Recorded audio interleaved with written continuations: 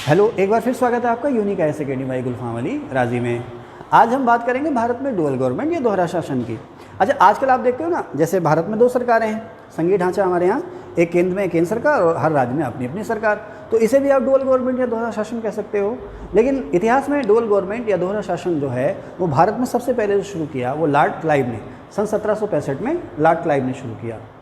कब किया था ये शुरू? बक्सर की लड़ाई जब कंपनी ने जीती तो उसके बाद लॉर्ड क्लाइव को वापस बुलाया गया। लॉर्ड क्लाइव के सामने जो समस्या थी वो ये थी कि बंगाल के नवाब, अवध के नवाब, मुगल बादशाह, क्या किया जाए। बंगाल का शासन सीधे अपने हाथ में ले लिया जाए या मुखौटों को बरकरार रखा जाए। तो इसके बारे में बहुत लंबी चर्चा मैं अपनी पुरानी वीडियो में कर चुका हूँ, उनको आप ज़रूर देखें। अब सीधे अपने मुद्दे पर आते हैं, डुअल गवर्नमेंट या द्वैध शासन। 1765 में क्लाइव ने मीर जाफ़र को नवाब बनाया।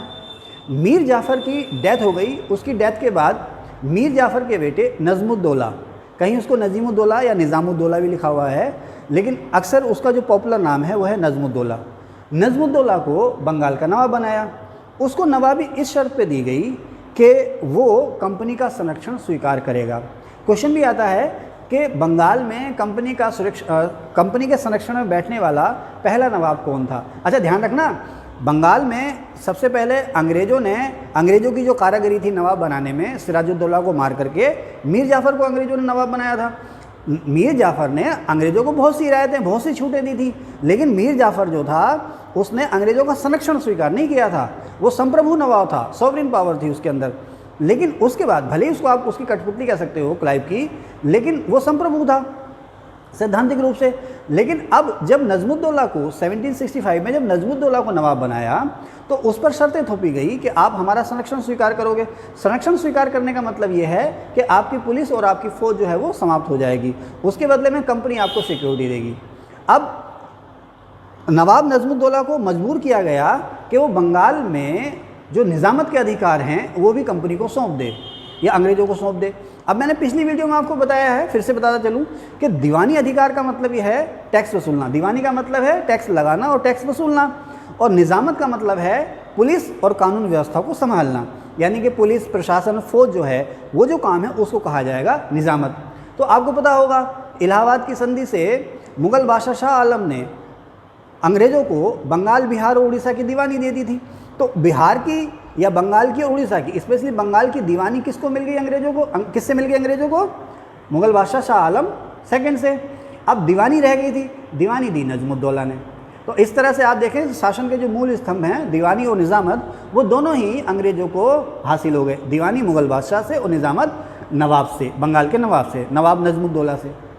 अब यहाँ पर एक दिलचस्प स्थिति पैदा हो जाती है कि निज़ामत के साथ साथ अंग्रेज़ों ने नवाब से ये भी करार कर लिया कि नवाब के जितने भी अधिकारी हैं उन्हें कंपनी अपॉइंट करेगी और कंपनी की सहमति के बिना नवाब उनको नहीं हटा पाएगा। कुल मिला के स्थिति ये हुई कि बंगाल में सारे अधिकार, फाइनेंस के, एडमिनिस्ट्रेशन के, पुलिस के, आर्मी के, सारे अधिकार जो हैं वो कंपनी के पास हैं, अंग्रेज़ों के पास हैं, लेकिन जिम्मेदारियाँ जो हैं वो सारी वो नवाब की हैं। यहाँ मैंने लिख भी रखा है, यहाँ से मैंने शुरू किया है कि इस तरह से बंगाल में दो राजा हुए। एक नवाब जिसके पास बिल्कुल ताकत ना थी, अशक्त था, लेकिन सारी जवाबदेही उसी की थी। दूसरा कंपनी, इसके पास सारे अधिकार थे लेकिन इसकी जिम्मेदारी कोई ना थी। सारी शक्तियाँ, सारे अधिकार कंपनी के पास थे इस तरह से, लेकिन उसकी जवाबदेही, जिम्मेदारी कोई ना थी। लेकिन औपचारिक रूप से, मुखौटे के रूप से अंग्रेज़ों ने नवाब को बनाए रखा था, सारी जिम्मेदारी उसी की थी। अब इसका नतीजा ये हुआ कि बंगाल में अराजकता फैल गई। बंगाल में अराजकता क्यों फैल गई? अराजकता इसलिए फैल गई कि भाई पुलिस और फौज जो है वो कंपनी की है, लेकिन कंपनियों को यहाँ पर कानून व्यवस्था, शांति बनाने से कोई लेने देना नहीं है। कंपनी यहाँ आई थी लूट करने के लिए, उसका जो सारा ध्यान था कि ज़्यादा से ज़्यादा वसूली होनी चाहिए। अब जो परेशान लोग थे, त्रस्त लोग थे, किसके पास जाएं? नवाब के पास जाएं, तो नवाब के पास इतनी क्षमता नहीं है कि वो उनकी समस्याओं का समाधान कर सके। तो अब किसान, दस्तकार, व्यापारी सब लूटने लगे। उनको कंपनी भी लूट रही है, तो जो स्थानीय लुटेरे, डकैत हैं वो भी लूट रहे हैं। तो बंगाल में जो है राहजनी, आगजनी, दंगे फसाद जो हैं आम हो गए। अब जो नवाब जो जैसे भी है, चाहे वो सिराज हो या मुर्शीद हो या मीर जाफ़र हो, जो भी छुटपुट जनता के लिए जो भी वेलफेयर के काम करता था वो सारे के सारे समाप्त हो गए। अब बंगाल में भुखमरी, आपदा, महामारी आम हो गया। इसके साथ साथ अकाल भी बंगाल में आम हो गया। ऐसे में साहब ये जो आपका दोहरा शासन है बंगाल का, बंगाल के लिए एक क्या कह सकते हैं बुरे सपने के रूप में सामने आया।